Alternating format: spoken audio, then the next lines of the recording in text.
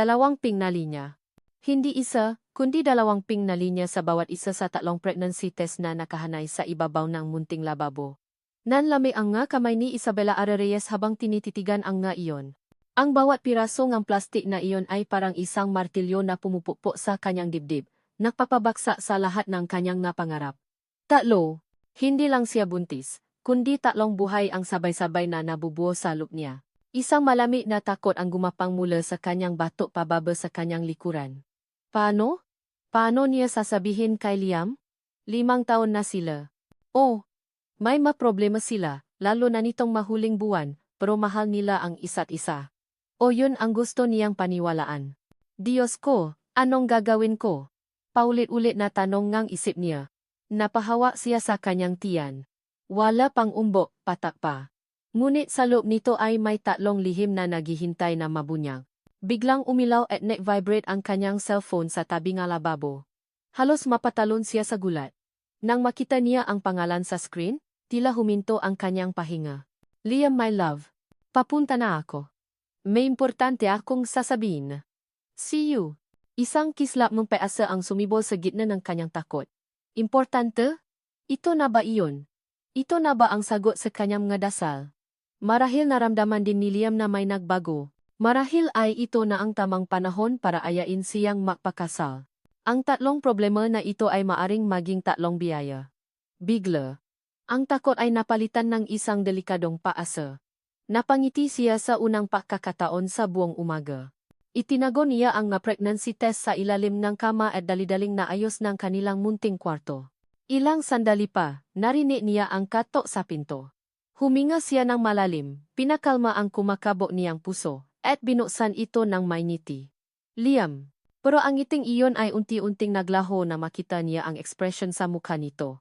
Walang ngiti. Walang ine. Tanging isang malamig na distansya na hindi niya kailanman nakita rito. Pumasok si Liam at naupo sa gilid ng kama, iniwasan ang kanyang mga mata. Anong sasabihin mo? Tanong ni Ara. Ang kaba ay muling bumabalo sa kanya. Tumingin si Liam sa kanya, at sa isang iglap. Gumuho ang mundo ni Ara. Ara, sabi nito sa isang boses na walang emosyon. Hindi na to nagwa-workout. Anong ibig mong sabihin? Ayoko na. Itigil na natin to. Bawat salita ay parang isang sampal. Pero, bakit? May nagawa ba akong mali? Liam, 5 taon. Nagsimulang mamasa ang kanyang mamata. May problema ba? Sabihin mo sa akin, ayusin natin. Umiling si Liam, hindi pa rin tumitingin sa kanya. Wala tayong ayusin, Ara. Buo na ang desisyon ko. Pero mahal kita, Liam. Mahal natin ang isa't isa. Ikaw ang nasasabi niyan, malamig na tugon nito. Isang buti ang luha ang pumata mula sa mata ni Ara. Hindi ito ang Liam na minahal niya. Hindi ito ang lalaking nangako sa kanya ang walang hanggan. Liam, may kailangan kang malaman, sabi niya. Ang boses ay nangingini. Buntis ah. Huwag mo nang ituloy, puto nito. Sa wakas ay tumayo at humarap sa kanya. May awa sa mamata nito, pero mayroon ding pakainis. Kahit ano pang sabihin mo, hindi mababago ang isip ko. Itong nangyari sa atin, isa lang itong pagkakamali. Kailangan ko nang umalis. Pagkakamali. Ang salitang iyon ang tuluyang pumatay sa natitirang paasa sa puso ni Ara. Naramdaman niya ang unti-unting painit ng kanyang mga mata, ang pakbuangang isang bukol sa kanyang lalamunan. Hindi siya makapagsalita. Nakita na lang niya ang likod ni Liam habang naglalakad ito palabas ng pinto, isinasara hindi lang ang pinto ng kwarto, kundi ang pinto ng kanilang nakaraan at ng kanyang kinabukasan. Nang marinig niya ang paksara ng pinto, doon na bumuhos ang kanyang maluha. Napaupo siya sa sahi, yakap-yakap ang sarili. Ang katawan ay nangingini sa bawat hikbi. Paano na siya? Paano na ang mga anak niya? Nagisa. Mag-isa niyang haharapin ang lahat. Lumipas ang mga oras na tila mga araw. Nang maubos na ang kanyang luha, ang natira ay isang blangkong pakiramdam. Kinuha niya ang kanyang cellphone, hindi para umasa sa tawa ni Liam, kundi para maghanap ng paraan para makatakas sa sakit. Nag-scroll siya ng walang direksyon sa isang job-seeking website. Ang isip ay lumilutang. At doon, isang ad ang pumukaw sa kanyang pansin. Urgent hiring. Live-in nurse. Yaya. Looking for a professional, trustworthy, and compassionate registered nurse to care for a 5-year-old girl. Location, Forbes Park, Makati. Generous compensation package and benefits. Forbes Park. Isang mundo na napakalayo sa kanyang maliit na kwarto sa gilid ng Maynila. Ang sahod na nakalagay ay halos 5 beses ngang kinikita niya sa ospital. Ito na marahil ang tanging paraan. Para sa mga anak niya, pinunasan niya ang kanyang maluha, huminga ng malalim. At pinindot ang apply button. Kinabukasan, sa kanyang sariling pagtataka, nakatanggap siya na tawa para sa isang interview. Sa parehong araw, nakatayo ngayon si Ara sa harap ng isang napakalaking gate na bakal. Sa likod nito ay isang mansyon na parang palasyo. Ang halaman ay perpektong gupit. Ang daanan ay malinis. At ang katahimikan ay nakakabingi. Para siyang isang langgam na naligaw sa hardin ng mga higante. Isang kasambahay na nakauniporma ang nakpapasok sa kanya. Ang sahe ay gawa sa malamig na marmol, ang nga muebles ay mukhang mas mahal pa sa lahat na ari-arian niya, at sa gitnang lahat ng ito, sa itaas ng hagdanan, ay isang lalaki ang dahan-dahang bumababa. Matangkad ito at nakaswat ng isang mamahaling business suit. Ang buho ay perpektong nakayos, at ang mukha ay seryoso, halos walang emosyon. Ang nga mata nito ay matalas, tila sinusuri ang bawat galaw niya. Ito siguro ang magiging amo niya. Good afternoon. You must be Miss Reyes, sabi nito, ang boses ay malalim at formal. Good afternoon po sir. Ara na lang po, sagot niya, sinubukang itago ang panginginig ng kanyang nga kamay. Dylan Alcaraz, pakilala nito at inilahad ang kamay. Saglit niya itong tinanggap. Ang kamay nito ay mainit at matatag, kabaliktaran ang malamig nitong aura. Let's make this quick. I'm a busy man. Why do you need this job so urgently? Diretso ang tanong. Walang paligoy-ligoy. Kailangan ko po ang trabaho para masuportahan ang pamilya ko sa probinsya. Sir, isang kasinungalingan, pero ang pinakamalapit sa katotohanan na kaya niyang sabihin. Tinitigan siya ni Dylan Alcaraz ng ilang segundo. Pakiramdam ni Ara ay nababasa nito ang lahat ng lihim sa kanyang pagkatao. Yumuko siya ng bahagya. Hindi makatingin ng diretso. You're hired, sabi nito sa wakas. Nakangat ng tingin si Ara, gulat na gulat. Po, ganon lang po kabilis. My daughter, Sophia, needs someone now. And I have a good feeling about you.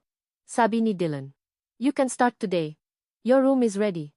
Hindi makapaniwala si Ara. Sa gitna ng kanyang kalungkutan, isang biyaya ang dumating. Isang pagkakataon. Matapos ang unang araw en trabaho na puno ang pag-aral at pag-alaga kay Sofia, isang mabait at medyo malungking bata, pakiramdam ni Ara ay bahagya siyang gumaan. Gabi na at tulog na si Sofia. Sinimulan niyang likpitin ang laruan na naiwan sa sala. Exhausted siya, pero mayroon siyang trabaho. Mayroon siyang tirahan. Mayroon siyang paraan para buhayin ang kanyang nga anak. Ang kanyang nga mata ay napadako sa isang malaking estante sa tabi ng fireplace. Maraming malibro at ilang palamuti. Ngunit sa gitna ay may isang malaking silver picture frame. Isang family picture. Nilapitan niya ito. Sa litrato, nakangiti si Dylan Alcaraz, isang ngiti na hindi pa niya nakikita buong araw. Katabi nito si Sofia na mas bata pa. At sa kabilang gilid ni Dylan, nakangiti rin, ay isang pamilya na mukha. Isang mukhang alam na alam niya. Ang ngiti. Ang mamata. Ang ayos ng buhok. Nanlamig ang buo niyang katawan. Ang hangin ay tila naubos sa kanyang mabaga. Ang hawa niyang laruan ay nahulo sa sahi na gumawa ng mahinang kalabo sa gitna ng katahimikan. Hindi. Hindi maaari. Sa litrato. Kasama ng kanyang bagong amo na si Dylan Alcaraz at ng alaga niyang si Sofia. Ay ang lalaking dumuro sa kanyang puso kaninang umaga lang. Si Liam. Isang desisyon na base sa kutob. Ayan ang ginawa ni Dylan Alcaraz nang kunin niya si Isabela Reyes. Laba iyon sa lahat ng sinusunod niyang patakaran sa buhay at sa negosyo. Ang lahat ay dapat base sa datos, sa background check, sa malamig na lohika. Ngunit mayroong isang bagay sa mga mata nga baeng iyon isang pinahalong tapang at kalungkutan na nagsabi sa kanya na ito ang tamang tao para kay Sofia. Sa unang gabi, umuwi si Dylan mula sa opisina na pasan ang bigat ng isang mahabang araw ng mga meeting. Ang inaasahan niya ay ang karaniwang katahimikan ng mansyon, isang katahimikan na sumisiga sa alaalang kanyang yumaong asawa. Ngunit sa halip, isang mahinang tuno ang sumalubong sa kanya mula sa itaas. Isang himig. Isang oyayi. Napatigil siya sa paanan ng hagdanan. Dahan-dahan siyang umakyat, ang bawat hakbang ay maingat para hindi makagawa ng ingay. Sa nakaawang na pintong kwarto ni Sofia, nakita niya si Ara. Nakaupo ito sa gilid ng kama, habang marahang tinatapi ang likod ng kanyang anak. Ang boses nito ay malambing at puno ng isang emosyon na matagal nang nawala sa bahay na ito, lambing. Tulong na. Bunso. Isang kurot ang naramdaman ni Dylan sa kanyang puso. Hindi niya namalayan na napakatagal na pala niyang hindi naririnig ang isang oyay sa loob ng sarili niyang pamamahay. Ang huling umawit niyon ay si Clay, bago ang aksidente. Napailing siya, pilit iwinawaksi ang alaala. Trabaho lang ito, isa lang siyang empleyado. Ngunit habang pinamamasdan niya si Ara na dahan-dahang tumayo at hinipan ng halik sa no si Sofia, hindi niya maiwasang makaramdam ng isang kakaibang pahanga. Kinabukasan, ang kanyang mundo ng kayusan ay muling ginambala ng pagdating ni Katrina Sandoval. Pumasok ito sa mansyon na parang paari niya ang lugar, dala ang isang ngiti na kasing kinang ngunit kasing lamig ng nga diamanteng suot niya. Dylan, darling, I was in the area, so I thought I'd drop by, sabi nito, lumapit para bumeso sa kanya. Katrina, you should have called, tugon ni Dylan, ang tono ay formal. Oh, don't be so stiff. Inilibot ni Katrina ang kanyang mga mata sa paligid. At nahagip ng tingin niya si Ara na abala sa pagayos ng mga bulala sa isang florera. Is that the new maid? She looks lame. Isang inis na hindi inaasahan ang gumuhit sa dibdib ni Dylan. She's not a maid. She's Sofia's nurse, Ara. At hindi ako kumukuhang empleyado base sa itsura. Itinaas ni Katrina ang isang kilay, halatang naramdaman ang pagkadepensa sa boses ni Dylan. Of course, darling. As long as she does her job. Ngunit ang nga mata ni Katrina ay nanatili kay Ara, isang tingin na puno ng pagsusuri at pagmamaliit. Nakita ni Dylan kung paano bahagyang napayuko si Ara, tila gustong maging invisible, at sa hindi malamang dahilan, lalo siyang nainis. Nang gabing iyon, hindi mapakali si Dylan sa kanyang study. May kung anong bumabagaba sa kanya. Binuksan niya ang kanyang laptop at pinuntahan ang live feed ng mga security camera sa bahay. Isa itong standard procedure para sa kanya, isang paraan para masigurong ligtas si Sofia. Ngunit hindi ang kwarto ni Sofia ang hinanap ng kanyang nga mata. Ipinunta niya ito sa kamera na nakatutok sa hardin, at dun, nakita niya si Ara. Nakaupo ito sa isang bench, maisa sa dilim. Ang mabalikat nito ay bahagyang nakakuba. Nakatingin ito sa kawalan, ang mukha ay naliligo sa liwanag ng buwan. At habang pinapano siya ni Dylan, nakita niya itong dahan-dahang ipinatong ang kamay sa sariling tiyan, hinahaplos ito ng may pihati. Isang pihati na tumatagos kahit sa itim at puting imahe ng monito. Pinano niya ito ng matagal. Ano ang nasa likod ng kalungkutang iyon? Ano ang tinatago ng babaeng ito? Ang pagiging mausisa niya ay unti-unting lumalalim. Nagiging isang bagay na mas personal. Ang pagkakataon para masagot ang ilan sa kanyang nga tanong ay dumating nang hindi niya inaasahan. Madaling araw na nang magising si Dylan sa isang mahinang katok sa kanyang pinto. Si Sofia. Ang kanyang mukha ay namumula at ang mga mata ay luhaan. Daddy. Ang init ko po, higbi nito. Agad na napabalikwas si Dylan. Nang salatin niya ang noong anak, halos mapaso siya sa taas ang laknat nito. Isang matinding takot ang biglang kumalat sa kanyang sistema. Kukunin na sana niya ang kanyang cellphone para tawagan ang doktor. Kukunin na sana niya ang kanyang cellphone para tawagan ang doktor nang bumukas ang pinto en kanyang silid. Pumasok si Ara. Ang mukha ay nag-alala. Suot pa ang kanyang pantulo. Tila narinig nito ang pagiyak ni Sofia. Sir. Narinig ko po si Sofia, may nangsabi nito. Bago pa man makasagot si Dylan, lumapit na si Ara kay Sofia. Ang kanyang makilos ay mabilis, kalmado, at tiyak. Isang profesional na kumikilos. Ang taas po ngang nat niya. Sabi niya matapos salatin ang nuatlik ng bata. Nawala ang lungkot sa kanyang nga mata. Napalitan ito ngang matalas na pokus.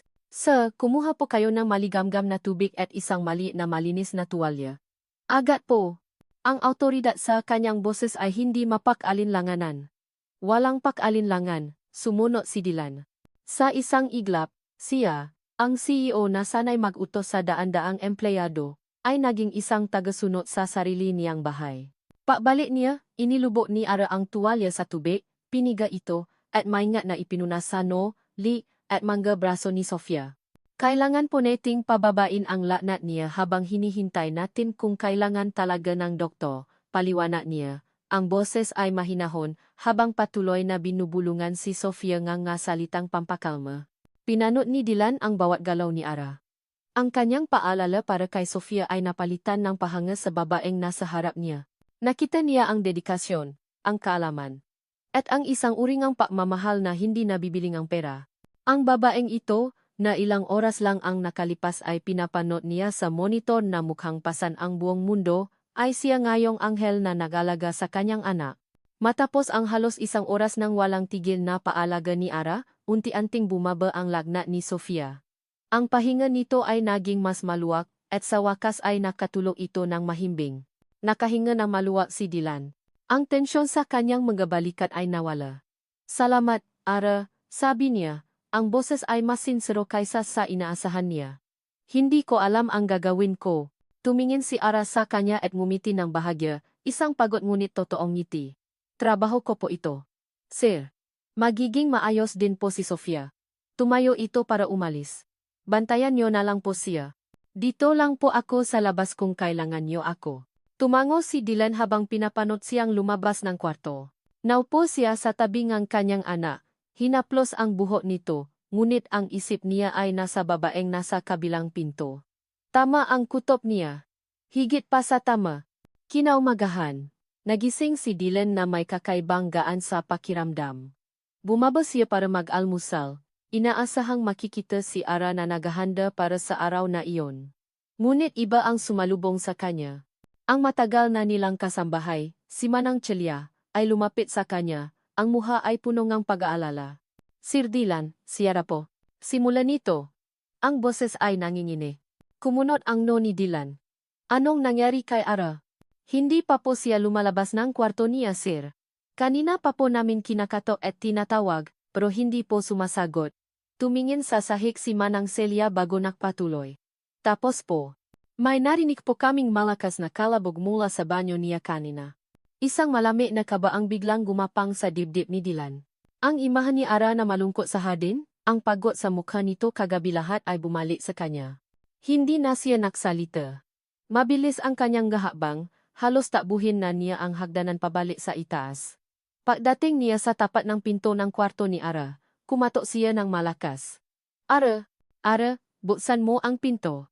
Walang sagot. Ara, sigaw niya ulit. Ang boses ay may halong utos at pag-alala. Sinubukan niyang pihitin ang doorknob. Nakalok. Manang, tumawag ka ng ambulansya. Sigaw niya pababa. Hindi inaalis ang tingin sa pinto. Hindi na siya maghihintay.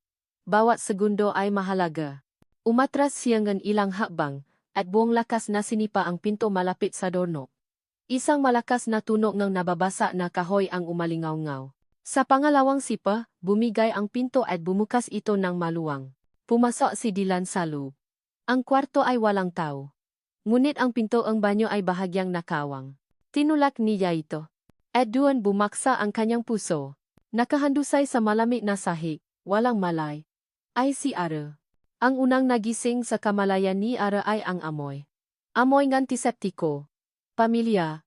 Ngunit hindi nakakampante. Dahan-dahan niyang iminulat ang kanyang mga mata. Isang puting kisama ang sumalubong sa kanya.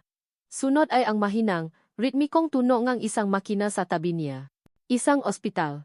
Agad siyang napabangon, ngunit isang matinding pakahilo ang pumigil sa kanya. Dahan-dahan lang. Isang boses. Malalim, formal, at nakmumula sa gilid ng silid. Napalingon si Ara at nakita niya si Dylan Alcaraz, nakaupo sa isang silya. Ang masiko ay nakapatong sa kanyang ngatuhod. Ang mamahalin nitong business suit ay bahagyang lukot, at ang mukha nito ay seryoso, ngunit may bakas ng pagod at pag-alala. Sir? Anong nangyari? Tanong ni Ara. Ang boses ay pause. Bigla niyang naalala. Ang pagkahilo. Ang pagbaksa. Ang maanak ko. Napahawa siya sa kanyang tiyan. Ang takot ay biglang sumiklap sa kanyang dibdib. Ligtas ba sila? Tila nabasa ni Dylan ang tanong sa kanyang mga mata. The doctor said you're fine. You and. Sandali itong nag-atubili. You just fainted from exhaustion. Ngunit alam ni Ara na hindi lang iyon. Isa siyang nurse. Alam niya ang nga posibleng dahilan. ang kanyang pagbubuntis. Maya-maya, pumasok ang isang doktor na may edad na. Ngumiti ito ng bahagya kay Dylan. Mr. Day, Alcaraz, gising na pala ang pasyente mo. Humarap ito kay Ara. Miss Reyes, I'm Dr. Santos. Kamusta ang pakiramdam mo? Okay na po ako. Doc. Medyo nahilo lang po, sagot niya. That's normal. Based on your tests, you're severely overworked and dehydrated. Kailangan mo ngang mas maraming pahinga at nutrition, sabi ng doktor habang sinusuri ang kanyang chart. I'll clear you to go home, but you have to promise to take it easy. Isang kasinungalingan. Isang magalang na kasinungalingan. Alam ni Ara na may nakita ang doktor sa mga resulta ng dugo, isang bagay na hindi nito sinasabi. Tumingin siya kay Dylan, na nakatingin din sa doktor. May usapan ba sila? Pinagtatakpan ba siya ng amo niya? Ang isiping iyon ay nagdulot ng isang pinahalong pasasalamat at matinding kaba sa kanyang puso. Pag-uwi nila sa mansyon, iginiit ni Dylan na dumiretso siya sa kanyang kwarto para mapahinga. Manang Celia will bring you anything you need. Huwag kang tatayo. Huwag kang gagawa ang kahit ano. Magpahinga ka lang. That's an order. Sabi nito. Ang boses ay hindi nagiwan ng puwang para sa pagtutol. Tumango lang si Ara at pumasok sa kanyang silid. Pakiramdam niya ay lalo siyang naging komplikasyon sa buhay ng pamilyang ito. Ngunit habang nakahiga siya, hindi niya maiwasang isipin ang itsura ni Dylan sa ospital. Ang pag-alalasam gamata nito. Makalipas ang isang oras, may kumatok sa kanyang pinto. Inasahan niyang si Manang Celia iyon, ngunit nagulat siya nang bumukas ang pinto at pumasok si Dylan, bitbit ang isang tray ng pagkain. May mainit na sopas, kanin, at isang baso ng gatas. Napatayo si Ara. Sir. Naku. Hindi niyo na po kailangang gawin yan. Kaya ko na po. I told you to rest, sabi ni Dylan. Ang boses ay mas mahinahon na ngayon. Inilapat niya ang tray sa maliit na mesa sa tabingang kama. Kainin mo lahat yan. The doctor said you need it. Hindi nakakibo si Ara. Pinanot niya ang kanyang amo, ang makapangyarihang CEO, na naayos ng pagkain para sa kanya. Isang simpleng gesture, pero para kay Ara, na ang huling natanggap mula sa isang lalaki ay isang malamig na paalam. Ang kilos na ito ay parang isang mainit na kumo sa isang maginaw na gabi. Isang maliit na kislap ng init ang gumuhit sa kanyang puso, isang bagay na matagal na niyang hindi naramdaman. Huwag! Ara! Huwag kang umasa. Sawi niya sa sarili. Amo mo lang siya. At kapatid siya ni Liam. Nang kumakain siya, biglang na-vibrate ang kanyang cellphone na nasa ibabaw ng mesa. Pareho silang napatingin dito. Sumilay sa screen ang pangalan na napaduro sa kanyang mundo. Liam, my love. Isang malakas na kabo ang naramdaman ni Ara sa kanyang dibdib. Bakit siya tumatawag? Bakit ngayon pa? Mabilis niyang kinuha ang cellphone at pinindot ang ignore button. Nang mag-angat siya ng tingin, nakita niyang nakatingin sa kanya si Dylan, ang noo ay bahagyang nakakunot. Nag-iwas siya ng tingin at ipinagpatuloy ang pagkain. Ngunit ang lasa ng sopas ay biglang nawala. Naramdaman niya ang pagbabago sa hangin. Ang katahimikan ay naging mas mabigat. Matapos ang ilang sandali, umalis din si Dylan, na iwan lang isang maikling paalala na mapahinga siyang muli. Sa sumunod na 2 araw, pauli-ulit na tumawa at nag-text si Liam. Hindi sinasagot ni Ara ang matawag. Hindi niya binubuksan ang mamensahe. Ang bawat vibrate ng kanyang telepono ay isang paalala ng kanyang kabiguan, isang multo na ayaw siyang tantanan. Sa 3 araw, pakiramdam ni Ara ay sapat na siyang malakas para bumalik sa trabaho. Pumili siyang bumangon, kahit na pinipigilan siya ni Manang Celia. Kailangan niyang ipakita kay Dylan na karapat-dapat siya sa tiwalang ibinigay nito. Gabi na nang matapos ang kanyang magagawain. Matapos niyang patulugin si Sofia, pumasok siya sa kanyang silid, pagod na pagod. Ngunit pagbukas niya nga ilaw, halos mapatalon siya sa gulat. Nakaupo sa nagisang silya sa kanyang kwarto si Dylan Alcaraz, matiyaga na naghihintay. Ang kanyang mukha ay seryoso, at ang kanyang mga mata ay tila tumatago sa kaluluwa ni Ara. Sir Dylan, bulong niya. Bakit po kayo nandito? Tumayo ito at dahan-dahang lumapit. Ang presensya nito ay tila pumuno sa buong silid. Nagbigay ngang sang tensyon na halos mahahawakan. 3 araw na, Ara, 3 araw ka nang umiwas sa mga tawa niya. 3 araw ka nang may dinadalang problema na hindi mo sinasabi. Napayuko si Ara. Hindi siya makatinjin. Wala po yon, sir. Huwag mo akong tawaging sir, sabi nito, ang boses ay mas malalim, at huwag mo akong paksinungalingan. Nakikita ko sa mata mo, may mabigat kang pinagdadaanan. At gusto kong malaman kung ano. Lumapit pa ito ng isang hakbang. Ara, sabihin mo sa akin ang totoo. Ano ang problema? Nangingini ang makamay ni Ara. Ang kanyang puso ay kumakarera. Ito na. Sasabihin na ba niya? Sasabihin ba niya na dinadala niya sa kanyang sinapupunan ang mapamangkin nito? Sasabihin ba niya na ang kapatid nito ang dumuro sa kanya? Bago pa man siya makahanap ng mga salita, isang masayang boses ang pumutol sa tensyon. Tita Ara. Biglang bumukas ang pinto at pumasok si Sofia, suot ang kanyang pink na pajama, yakap-yakap ang paborito nitong teddy bear. Ngunit may hawak pa itong isang bagay sa kabilang kamay. Sofia, you should be in bed, sabi ni Dylan, ngunit ang kanyang nga mata ay nanatili kay Ara. Daddy, look what I found. Masayang sabi ng bata. It fell from Tita Ara's bag earlier. Ipinakita ni Sofia ang hawak nito, isang maliit na litrato, medyo may tupi na sa gilid. Isang litrato na nahulog mula sa pitaka ni Ara noong araw na dinala siya sa ospital. Isang litrato niya. At ni Liam. Makasama, masaya, nakangiti sa kamera. Tita Ara, sino po itong kasama mo? Tanong ng inosenteng bata. Itinuturo ang mukha ni Liam sa litrato. Naramdaman ni Ara na huminto ang paikot ng mundo. Dahan-dahan siyang naangat ng tingin kay Dylan. Ang lahat ng bakas ng paalala at init sa mga mata nito ay biglang naglaho. Napalitan iyon ng isang matigas, malamig na tingin. Ang kanyang panga ay naktiim. Ang kanyang mga balikat ay nanigas, para siyang isang estatwa na gawa sa yelo, nakatitik sa litrato. Sa mukha ng kanyang kapatid na kasama ng babaeng pinaalalaan niya. Ang katahimikan sa kwarto ay nakakabingi. Mas mabigat pa sa kahit anong siga. At alam ni Ara, sa sandaling iyon, tapos na ang lahat. Ang litrato. Para kay Dylan Alcaraz, isang taong sanay na maugnay-ugnay ng madatos at kumilatis ng mapetan. Ang mali na pirasong kapel na iyon sa kamay ng kanyang anak ay ang huling piyesa sa isang palaisipan na hindi niya namalayang binubuo na pala niya. Ang biglaang pagdating ni Ara sa kanyang buhay. Ang kalungkutan sa mga mata nito. Ang pagkahimatay dahil sa pagod. Ang mga misteryosong tawa sa cellphone na pilit nitong iniwasan. At ngayon, ang mukha ng kanyang kapatid, si Liam, na nakangiti sa tabi nito. Ang lahat ay naugnay sa isang nakakabinging peklik sa loob ng kanyang isipan. Ang init sa kanyang dibdib kanina, ang paalala, ay biglang nanlamig at naging yelo. Kinuha niya ang litrato mula sa kamay ni Sofia. Ang kanyang mga mata ay hindi umalis dito.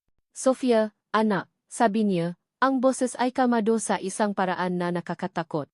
Pumunta ka na kay Manang Celia. Matulog ka na. Naramdaman marahil ng bata ang pagbabago sa hangin. Tumango ito at mabilis na lumabas ng silid, iniwan silang dalawa ni Ara sa isang katahimikan na masakit sa tainga. Itinaas ni Dylan ang kanyang tingin mula sa litrato patungo kay Ara. Ang babae ay nakatayo ron, maputla na parang isang multo, ang makamay ay nanginginig sa kanyang tagiliran. Ipaliwanag mo to, sabi ni Dylan, ang boses ay mababa at kontrolado. Bawat salita ay tila isang matulis na bato. Napayuko si Ara. Walang salitang lumabas sa kanyang bibig, tanging isang mahinang hikbi na hindi niya napigilan. Tumingin ka sa akin, utos ni Dylan. Dahan-dahan, itinaas ni Ara ang kanyang mukha. Ang kanyang mata ay puno ng luha, ng takot, at ng isang pihati na napakalalim. Sa isang iglap, nakita ni Dylan hindi ang isang manloloko, kundi ang isang taong wasak na wasak. Ngunit ang galit sa loob niya ay masyadong malakas. Galit para sa posibleng panloloko. Galit dahil pinapasok niya ang ganitong gulo sa kanyang pamamahay. Sa buhay ng kanyang anak. Si Liam. Pagulit niya. Halos isang bulong. Ang kapatid ko. Gaano katagal mo nang plinano to? Miss Reyes. Ang tanong ay isang sampal. Mas lalong bumuhos ang luha ni Ara. Hindi. Hindi po ganon, sir, sabi niya sa pagitan ng mga hikbi. Hindi ko po alam. Hindi ko po alam na makapatid kayo. Nalaman ko lang po noong unang araw ko rito. Maniwala po kayo. At ang pagbubuntis mo? Tanong ni Dylan. Ang salitang pagbubuntis ay lumabas sa kanyang bibig bago niya pa ito napatanto. Ang impormasyong nakuha niya mula sa kaibigan niyang doktor, na ipinakyusap niyang ilihim muna, ay nasa isip na pala niya. Natigilan si Ara. Ang kanyang mukha ay nabakasan ng gulat at pagkabigo. Alam niyo po? Sumagot ka. Doon na tuluyang bumigay si Ara. Napaupo siya sa gilid ng kama, ang kanyang nga balikat ay nangingini. Sa isang boses na basa at puno ng sakit, ikinuwento niya ang lahat. Ang 5 taong relation. Ang pangarap na bubuin nilang pamilya. Ang 3 positibong pregnancy test. Ang biglaan at malupit na paiwan sa kanya ni Liam. Ang paghahanap niya nga trabaho sa gitna ng desperasyon. Habang nagsasalita si Ara, ang galit ni Dylan ay unti-unting nababago ang anyo. Ang target nito ay lumilipat. Bawat hikbi ni Ara, bawat salitang ng pagmamakaawa, ay hindi tunog ng isang taong may masamang plano. Ito ay tunog ng isang taong pinagtaksilan. 3 po sila. Sabi ni Ara sa huli. Ang boses ay halos isang hangin na lang. Kambal po. 3. Ang salitang iyon ang sumira sa lahat ng natitirang kontrol ni Dylan. 3. Iniwan ni Liam ang isang babae na nagdadalang tao hindi lang sa isa, kundi sa 3 anak niya. Ang kapatid niya.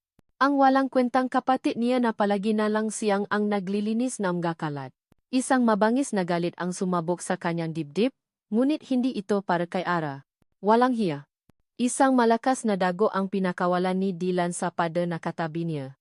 Ang tunog ng kanyang kamao laban sa matigas na semento ay umalingaw-ngaw sa buong silit, at napasigaw ng bahagya si Ara sa gulat. Isang matinding kirot ang gumapang sa kanyang kamay, ngunit binaliwala niya ito.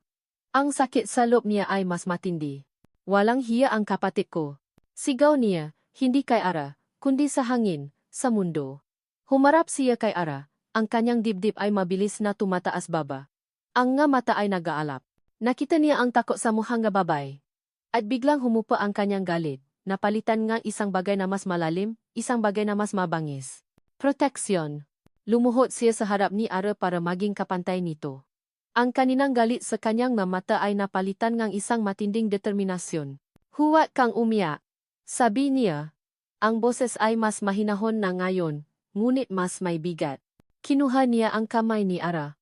Malami ito at nanginginig. Hinawakan niya ito ng mahigpit. Dito ka lang, sabi niya. Naintindihan mo ba?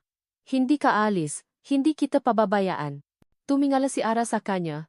Ang nga mata ay puno ng luha at pakalito. Pero, ako ang bahala, puto ni Dylan. Ako na ang bahala sa lahat. Sa kapatid ko. Sa lahat.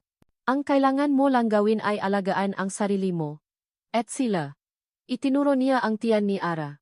Sa sandaling iyon, sa gitna ng gulo, sa gitna ng lihim e kasinungalingan. Isang koneksyon ang nabuo sa pagitan nila. Isang pangako na hindi binikas pero naramdaman. Ngunit ang sandaling iyon ay biglang nabasag. Ang pinto ay dahan-dahang bumukas. Nakatayo roon, suot ang isang eleganteng damit, ay si Katrina Sandova. Ang kanyang mukha, na kanina ay nakangiti, ay unti-unting nagbago habang tinitingnan ang eksena sa harap niya. Si Dylan na nakaluhod sa sahig. Hawa ang kamay ngang umiyak na yaya.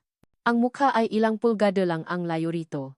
Ang nga mata ni Katrina ay nanliit, naging 2 matalim na punyal. Ang kanyang ngiti ay naging isang tuwid na linya. Dylan? Tanong niya. Ang boses ay matamis ngunit may nakatagong lason. Anong ibig sabihin nito? Ang papasok ni Katrina ay parang isang malami na hangin na biglang umihip sa loob ng silit, pinapatay ang anumang bakas ng init na naramdaman ni Ara mula sa mga kamay ni Dylan. Agad niyang binawi ang kanyang kamay, na parabang napaso. Ang kahihiyan ay bumalik, mas matindi pa kaysa dati. Katrina, sabi ni Dylan, tumatayo. Ang boses niya ay muling naging formal at malami, ngunit hindi niya inalis ang kanyang posisyon sa pagitan ni Ara at ng bagong dating. Isa itong maliit na kilos, pero nakita ni Ara. At nakita rin ni Katrina. I was just checking up on you, Dylan. Nabalitaan kong may emergency raw dito kanina, sabi ni Katrina, ang ngiti ay hindi umaabot sa kanyang nga mata. Ang tingin niya ay dumapo kay Ara, mula ulo hanggang paa, na may halong pakasuklam, mukhang okay naman na pala ang lahat. Mula sa araw na iyon, ang buhay ni Ara sa loob ng mansyon ay naging isang impyerno na puno ng maliliit na karayom. Hindi siya hayagang inaway ni Katrina, ngunit ang nga atake nito ay mas masakit. Minsan habang naalaga siya kay Sofia sa sala, aksidenteng matatapon ni Katrina ang juice nito sa sahig malapit sa paanan ni Ara. Oh!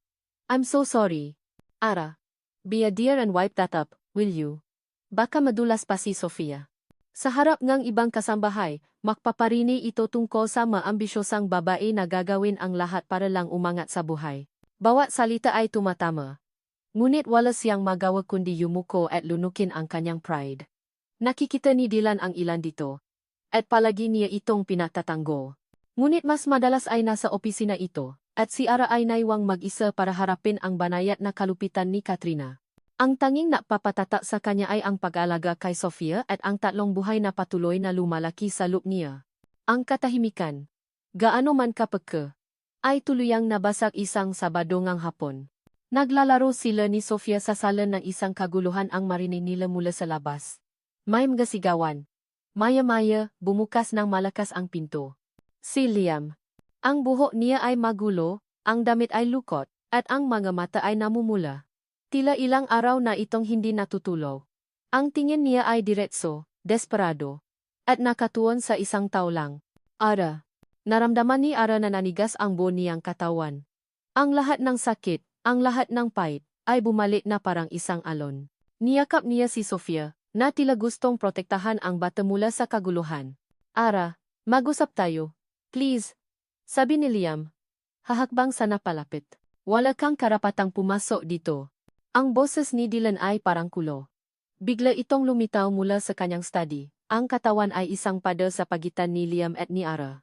Ang dalawang magkapatid ay nakaharap. Ang tensyon sa pagitan nila ay halos nasasabo. Anong ginagawa mo, kuya? Inagaw mo siya sa akin. Akusa ni Liam. Ang boses ay punong galit. Inaagaw. Ikaw ang natapon sa kanya.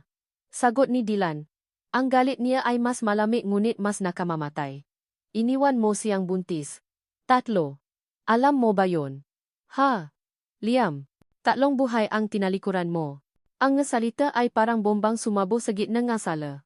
Nakita ni Ara ang gulat sa mukha ng kasambahay na nakarinig. Ang kanyang pinakatatagong lihim ay isiniwalat na sa lahat. Napapikit siya, ang kahihiyan ay parang isang kumunoy na humihila sa kanya pababa. Anong kaguluhan ito? Ang boses na iyon, punong awtoridad at yelo, ay nagpatihil sa lahat. Sa may pintuan, nakatayo ang isang babaeng nasa mas 60 anyos, suot ang isang eleganteng bestida. Ang kanyang buho ay perpektong nakayos, at ang kanyang mukha ay hindi napapakita ngang anumang emosyon maliban sa pagkadismaya. Si Doña Elvira Alcaraz. Ang ina nga mga kapatid. Ang tingin nito ay sinuri ang buong eksena, si Dylan na galit, si Liam na desperado, si Katrina na nanonood sa isang tabi, at siya, si Ara, ang yaya na nasa gitna ng lahat. Ma, sabi ni Liam, ang boses ay naging parang sa isang bata na nasusumbong. Si Kuya. Si Ara. Naglakad si Doña Elvira papalapit, ang bawat hakbang ay may bigat. Ngunit hindi si Dylan o si Liam ang tiningnan niya. Tumingin siya kay Katrina. Huwag kang maalala, Liam, sabi ngang matanda sa isang malamig na tono. Ginawa lang ni Katrina ang nararapat. Natigilan si Ara. Humarap si Doang Elvira kay Liam. O alam ko, paamin nito, ang boses ay walang bakas ng pagsisisi. At sinang-ayunan ko ang ginawa ni Katrina para ilayo ka sa isang babaeng hindi mo kauri. Isang babaeng sisira lang sa kinabukasan mo at sa pangalan ng pamilyang ito. Ang bawat salita ay isang punyal na direktang tumusok sa puso ni Ara. Hindi lang si Liam. Hindi lang si Katrina. Ito ay isang sapwatan. Ang buong pamilya ay may ayaw sa kanya. Ang tingin sa kanya ni Doña Elvira ay parang tingin sa isang basura na kailangang itapon. Ma, paano niyo nagawa to? Tanong ni Dylan, ang boses ay punong hindi makapaniwalang sakit. Ngunit ang matanda ay hindi sa kanya nakatingin. Humarap ito kay Dylan, ang kanyang paboritong anak, ang tagapakmana. Ang kanyang nga mata ay nanlilisik, itinuro nito si Ara. Ika, Dylan, sabi nito, ang boses ay punon bakal. Kung may natitira ka pang respeto sa apelido natin, sa alaala ng ama ninyo, paalisin mo ang babaeng yan ngayon din. Huwag mong hayaang sirain ng isang kahihiyan ang pangalan ng mga Alcaraz. Kahihiyan. Iyon siya. Sa mataeng lahat, isa siyang kahihiyan. Nakita ni Ara ang pagtatalo sa mukha ni Dylan. Ang pagmamahal sa pamilya laban sa panggako sa kanya. Nakita niya ang bigat na mundo sa mga balikat nito. At sa sandaling iyon, alam na niya. Alam na niya kung sino ang pipiliin nito. Walang sinuman ang tatalikod sa sariling pamilya para sa isang tulad niya. Ang lahat ng kabaitan ni Dylan ay awalang pala. Hindi na niya hinintay ang hato. Habang ang lahat ay nakatuon sa nababagang tensyon sa pagitan ng maina, dahan-dahan siyang umatras. Walang nakapansin. Tumalikot siya, asama pa ang nanginginig, halos takbuhin na niya ang pasilyo papunta sa kanyang silid. Hindi siya nakisip. Ang tanging naririnig niya ay ang nga salita ni Doña Elvira. Kahihiyan. Ang tanging nakikita niya ay ang nga anak niya, na ipapanganak sa isang mundong ayaw sa kanila. Binuksan niya ang aparador, kinuha ang maliit niyang bag, at walang tinging isinilit ang ilang damit. Kinuha niya ang kanyang pitaka at ang huling kopya ang kanyang ultrasound. Ito lang ang mahalaga. Sa pamamagitan ng pinto sa likod ng kusina, tahimik siyang lumabas. Ang malamig na hangin ng gabi ay sumalubong sa kanya, ngunit hindi nito napantayan ang lamig sa loob ng kanyang puso. Tumakbo siya. Tumakbo siya palayo sa mansyon, palayo sa mga alkaras, palayo sa sakit. Tumakbo siya tungo sa kadiliman, dala-dala ang kanyang wasak na puso at ang tatlong lihim sa kanyang sinapupunan. Ang siga ni Doña Elvira ay parang isang kampana na gumising kay Dylan mula sa kanyang pakatulala. Ngunit nang lumingon siya, wala na si Ara. Ang puwesto kung saan ito nakatayo kanina ay bakante na. Isang masamang pakiramdam ang biglang kumalat sa kanyang sistema, mas malamig pa sa galit na nararamdaman niya para sa kanyang pamilya. Ara? Tawag niya. Pero katahimikan lang ang sumagot. Hindi na siya naaksaya ng panahon. Binaliwala niya ang kanyang ina, si Liam, at si Katrina. Mabilis ang kanyang ngahakbang papunta sa silid ni Ara. Ang nakabukas na aparador at ang magamit na nakalat sa kama ay isang kumpirmasyon. Umalis na siya. Isang matinding panik, isang emosyon na bihirang maramdaman ng isang Dylan Alcaraz na laging may kontrol ang humawa sa kanyang puso. Buntis ito, mag-isa, gabi. At kagagawan nilang lahat ito. Bumalik siya sa sala na parang isang bagyo. Ang kanyang mukha ay isang maskara ng purong galit. Anong ginawa ninyo?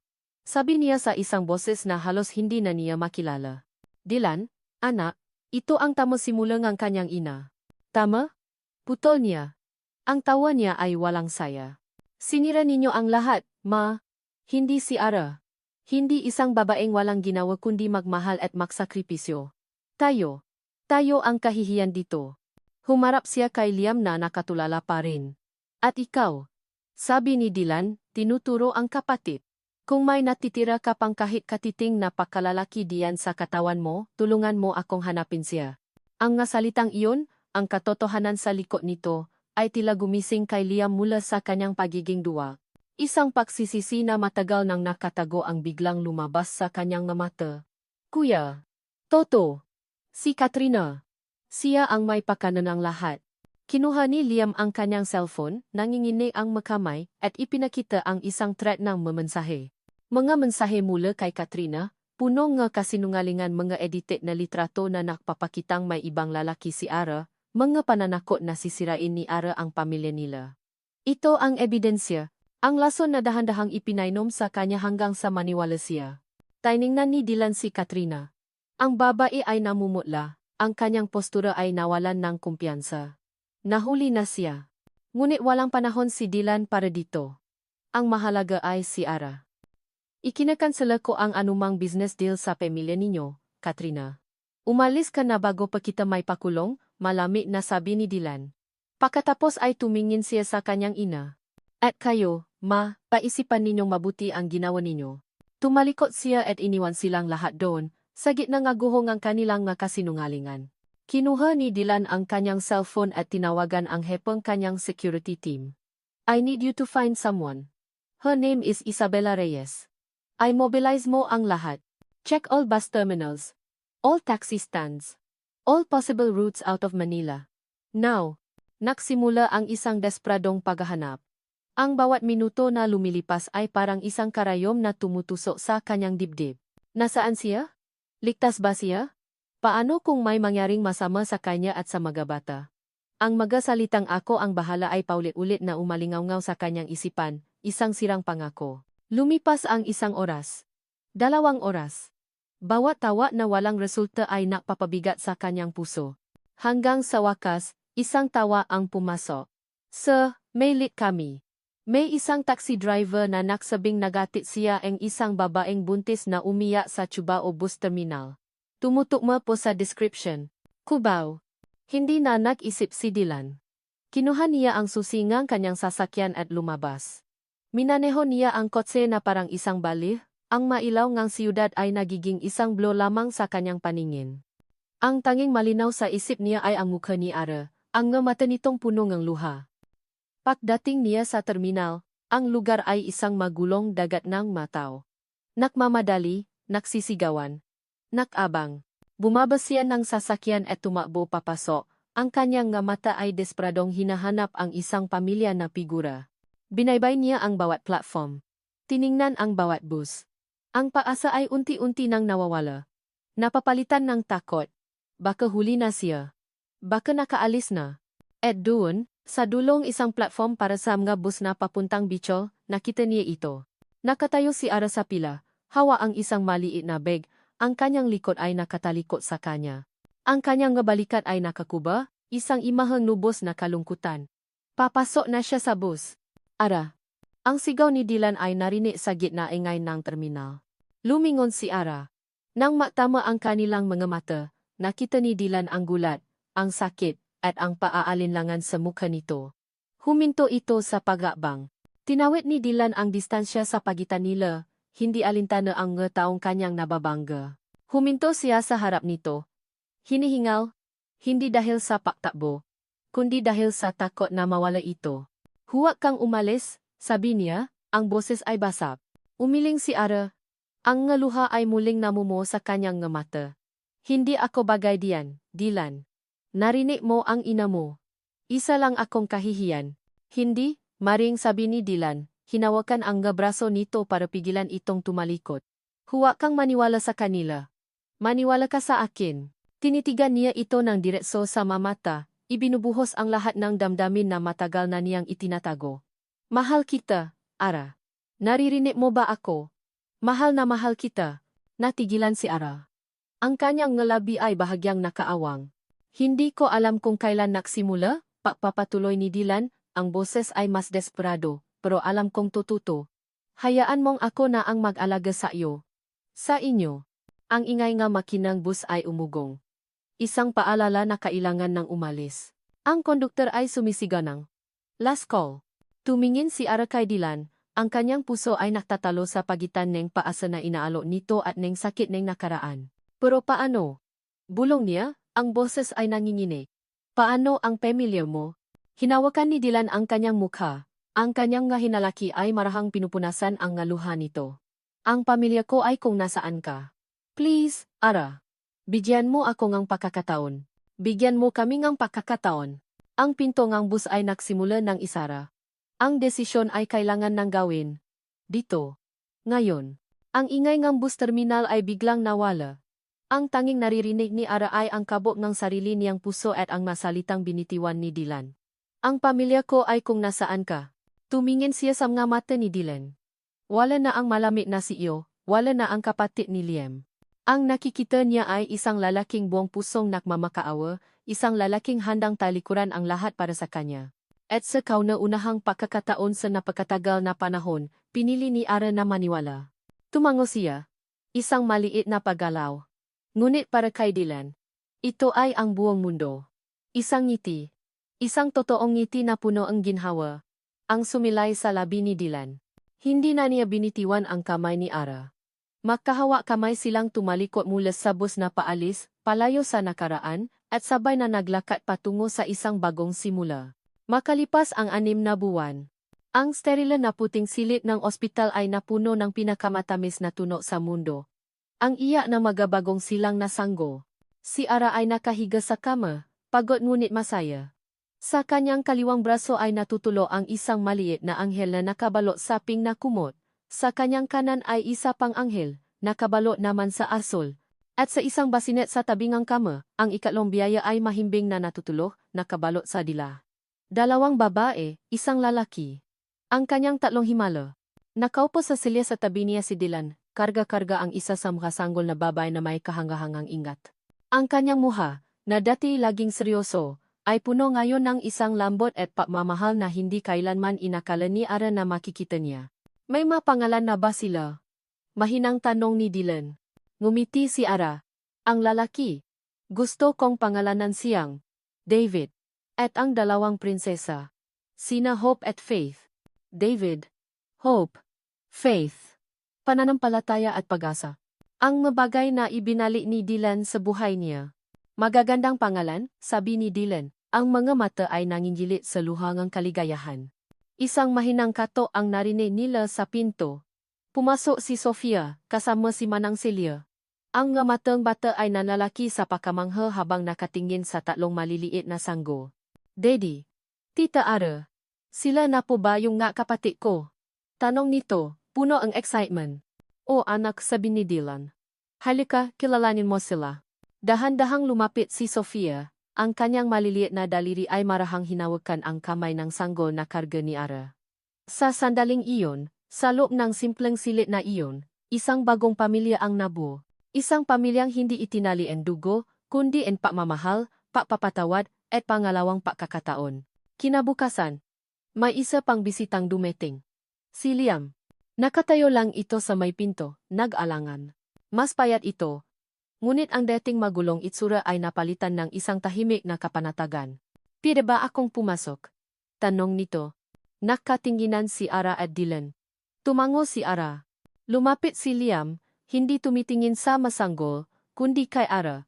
Ara, wala akong ibang sasabihin kundi sorry. Alam kong huli na ang lahat. Alam kong wala na akong karapatan. Pero kailangan mong malaman na habang buhay kong pagsisisihan ang lahat. Inabot nito ang isang sobre kay Dylan. Isang trust fund. Para sa kanila. Iyon lang ang magagawa ko. Maging masaya sana kayo. Tumalikod ito para umalis. Liam, tawag ni Ara. Luminggan ito. Pinapatawad na kita, sabi ni Ara. At sa unang pagkakataon, naramdaman niya ang bigat na tuluyang nawala sa kanyang dibdib. Salamat. Tumango si Liam. Isang maliit, malungkot na ngiti ang sumilay sa kanyang labi, bago tuluyang umalis. Hindi lahat ng sugat ay maghihilom, ngunit ang pagpapatawad ay isang simula. Ilang araw pa ang lumipas at nakauwi na sila sa mansyon. Nagkaroon ng maikling pausap sina Dylan at Ara tungkol sa pamilya nito. Ikinuwento ni Dylan na ang business deal nila sa Sandoval ay tuluyan ng nakansela na nagdulot ng malaking iskandalo sa business community. Si Katrina ay umalis ng bansa. Ang kanyang ina naman, si Doña Elvira, ay hindi na nakpakita o tumawag. Nasasaktan ka ba? Tanong ni Ara. Umiling si Dylan. Nasasaktan ako sa ginawa niya. Pero ang pamilya ko, nandito na. Isang hapon, ilang linggo matapos niyang manganak, makasama silang nakaupo sa franda. Ang tatlong sanggol ay mahimbing na natutulog sa kanilang ngaduyan. Si Sofia naman ay masayang naglalaro sa hardin. Ang sikat ng papalubo na araw ay nagbibigay ng isang ginintuang kulay sa lahat. Niyakap ni Dylan si Ara mula sa likuran, ipinatong ang kanyang baba sa balikat nito. Tingnan mo sila. Bulong niya. Ang ganda ng pamilya natin. Sumanda si Ara sa kanya, ipinikit ang mata, at dinama ang init ng kanyang yakap at ang kapayapaan ng sandaling iyon. Ang babaeng minsay tumakbo palayo sa dilim ay natakpuan na ang kanyang tahanan sa liwanag.